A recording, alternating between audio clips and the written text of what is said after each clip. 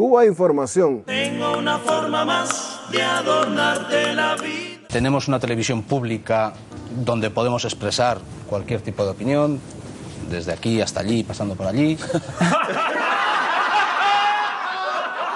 No me digan más mentiroso, no me digan más. No me digan más mentiroso, no me digan más. Una vez quise pasear y me fui de pesquería. Es habitual en las tertulias que abordan la situación de Cuba que alguien reconozca algunos de los logros sociales de la revolución. Así ocurrió también en el programa Pásalo de Euskal Telebista del pasado 14 de abril. Creo que hay que reconocer cosas que ha hecho bien y yo, mira, como me toca mucho en persona, tengo que decir, a mí, por ejemplo, que todavía Cuba, con las limitaciones que tiene económicas y todo, sea capaz, por ejemplo, de seguir ayudando a que estudien personas de otros países. Pero este reconocimiento de aspectos amables del sistema cubano viene siempre acompañada de una aclaración obligada: la condena de su sistema político. Yo sé que Cuba tiene grandes deficiencias democráticas, que hay que solucionarlas. Debemos recordar algunos datos sobre Cuba en materia social ignorados sistemáticamente por los grandes medios. Por ejemplo, Cuba tiene el porcentaje más bajo de mortalidad infantil entre los países del sur, según UNICEF. Si los sistemas sanitarios de América Latina alcanzaran su tasa, se salvarían anualmente 500.000 de niños y niñas. Por otro lado, Cuba obtuvo la primera posición en el Estudio Internacional sobre Calidad de la Educación Primaria de América Latina y el Caribe, patrocinado por la UNESCO en el año 2008. O mencionar que Cuba presenta uno de los mayores índices de electrificación, el 98%, o de acceso sostenible al agua potable, el 95,6% de toda América Latina.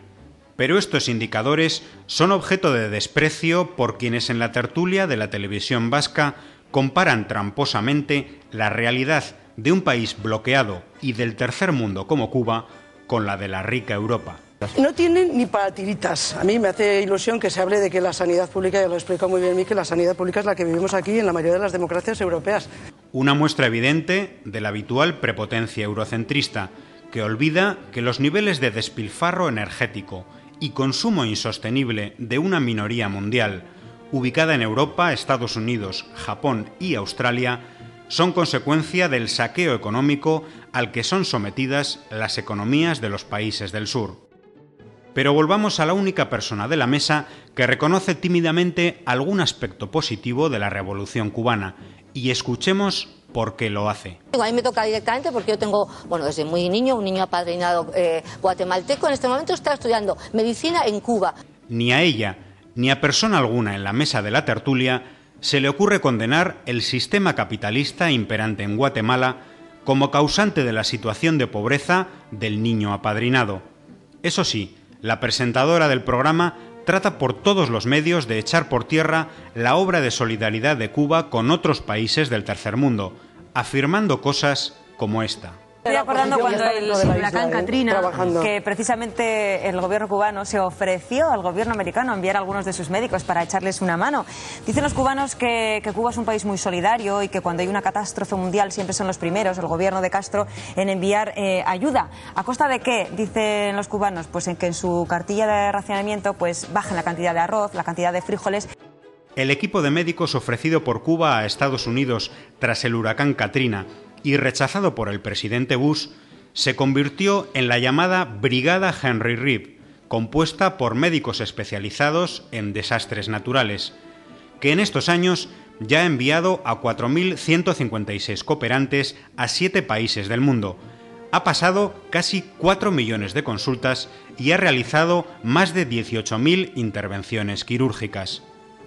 Pero el desprecio de la presentadora a la solidaridad de Cuba con otros países no acaba ahí. Están enviando muchísimos médicos, muchísimos maestros a Venezuela a trabajar en algunas zonas rurales, en algunas ciudades, pero con unas condiciones, no se crean ustedes, que luego todo el monte se lo ganó y pueden volver allí con la divisa. En la mentalidad imperante en nuestras sociedades, enfermas de consumo e individualismo, es inconcebible que un país pobre como Cuba tenga más cooperantes internacionales en el exterior que el resto de naciones del mundo juntas. Que lleve a cabo un programa integral de salud en 28 países.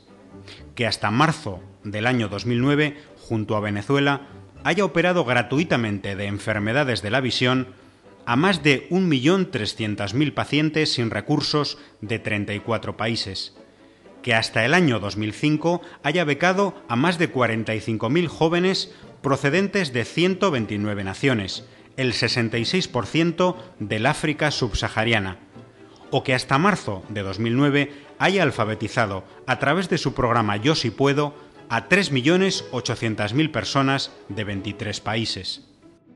Para la conductora del programa, lo verdaderamente relevante es que a las decenas de miles de médicos cubanos cooperantes no se les paguen dólares al regresar a Cuba, un reflejo evidente de una mentalidad e ideología que, mientras desprecia la gigantesca obra solidaria de Cuba en las circunstancias de un país pobre, aplaude como soluciones a la pobreza apadrinamientos, telemaratones y el envío de limosnas a los países antes expoliados por las economías de los países donantes.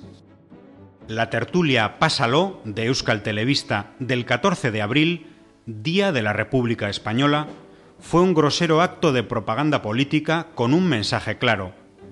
Cuba debe cambiar su sistema porque la potencia que lleva 50 años de chantaje y extorsión ha decidido suavizarlo de manera cosmética. Una justificación lamentable desde la televisión pública vasca de la guerra económica contra Cuba y del sufrimiento de su pueblo.